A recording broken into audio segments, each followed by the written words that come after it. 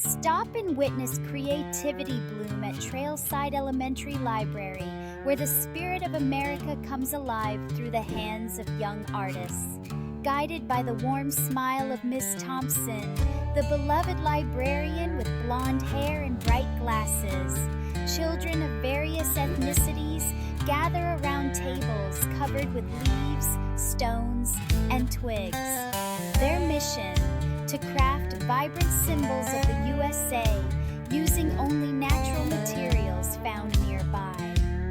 Watch as tiny hands carefully piece together a soaring eagle from golden leaves, or arrange smooth stones into a perfect star.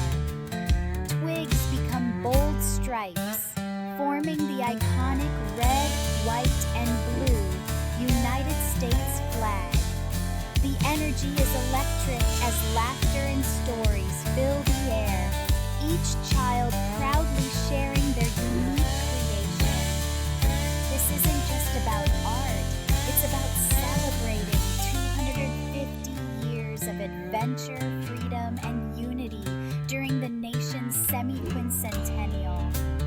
Books on the Declaration of Independence and inspiring American leaders fuel every project, reminding everyone that reading